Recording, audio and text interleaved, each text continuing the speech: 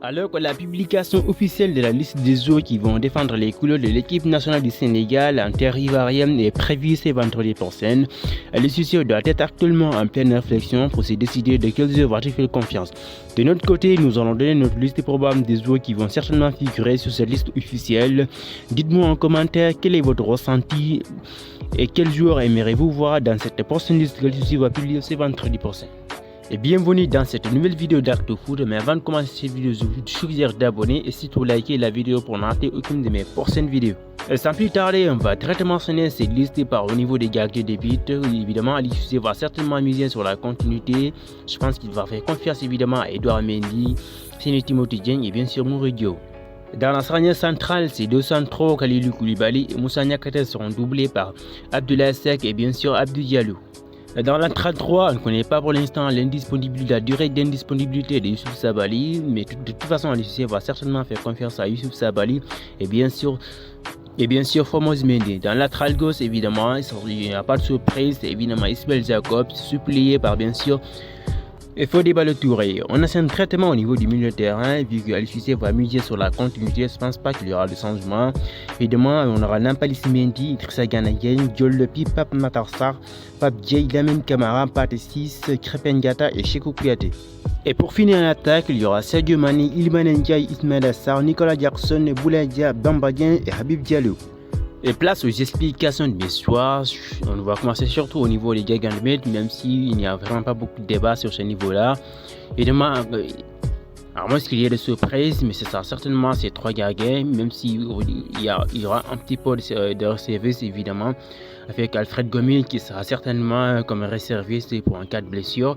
Au niveau de la défense, évidemment, pour moi, dans la charnière, il n'y a pas de débat, ce sera certainement ces mêmes joueurs qui ont été sélectionnés. Sur le latéral gauche, évidemment, pour moi, il n'y a pas autant aussi beaucoup de débats, même si Fodé Ballo-Touré n'a vraiment pas beaucoup de temps de jeu du côté de Fulham. Pour moi, ce sera une parfaite doublure pour évidemment Ismaël Jakobs, c'est bien sûr, parce qu'évidemment il faut noter que la blessure d'Abdelando qui nous a causé beaucoup de problèmes, pour moi c'est lui qui est évidemment la doublée crédible d'Ismaël Jakobs. Sur la latéral gauche, évidemment il n'y aura pas de latéral droit, évidemment avec cette blessure de Youssouf Sabaly qu'on ne connaît toujours pas sa durée d'indisponibilité, ce qui prouve une nouvelle fois que pour l'instant on n'est pas du tout sorti d'affaire, mais certainement s'il est 100%, s'il est capable de jouer au minimum, arriver au deuxième match ou à la troisième match, c'est ça intéressant. Je crois que Aliou Cissé va certainement faire confiance à lui.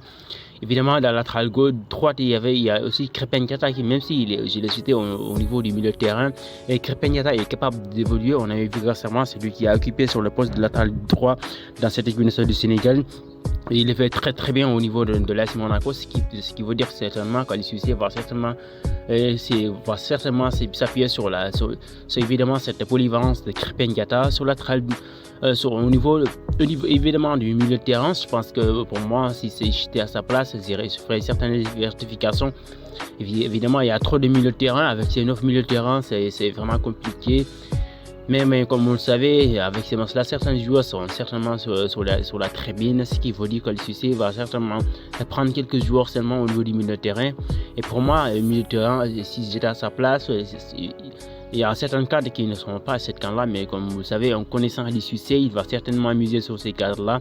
Ce qui veut dire qu'il ne fera pas certainement de rectification, il va certainement reconduire le même groupe au niveau du milieu de terrain. En attaque, pour moi, personnellement, si c'était à sa place, bien sûr, je vais certainement prendre Abdelhadoul Abdallah Simon sans aucun doute, parce que Abdallah Simon, la session qu'il est en train de réaliser, pour moi, c'est du top de très très haut niveau. Abdallah Simon, pour moi, c'est le joueur le plus performant de l'attaque de cette équipe du Sénégal. Je ne vois vraiment pas du tout comment on peut aller une coupe d'Afrique sans ce joueur-là. Un joueur qui a marqué 14 buts à toute compétition confondue, ce qui veut dire une nouvelle fois qu'Abdallah Simon, pour moi, il a clairement sa place à cette équipe nationale du Sénégal, même s'il n'est pas titulaire indiscutable, mais au moins il faut quand même bénéficier au moins d'une quinzaine de minutes ou vingtaine de minutes dans chaque match, ce qui prouve une nouvelle fois qu'Aliou Cissé, s'il laisse d'ailleurs Abdallah Simon, ce sera une très grosse erreur pour moi de ma part. Même si c'est simplement, je sais qu'il va certainement faire confiance à Bamba Dieng puisqu'il était à la dernière CAN où le Sénégal a été sacré champion. Je pense que certainement il va miser sur ça avec de l'expérience. Mais pour moi, au niveau évidemment de l'activité des attaquants qui sont actuellement en cours, pour moi c'est Abdallah Simon, il n'y a pas de doute.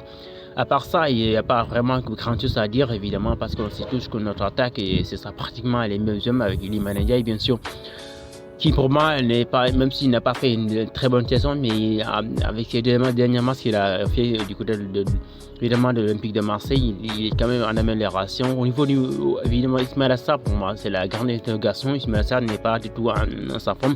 Pour moi, le seul match spectaculaire qu'il a fait, le seul très bon match pour moi, c'était face à l'Ajax. C'était le seul match pour moi où j'ai trouvé Ismaïla Sarr à son niveau actuel, à son niveau, mais pour le reste, Ismaïla Sarr, je pense qu'on l'a très très prévu. Évidemment, c'est la fin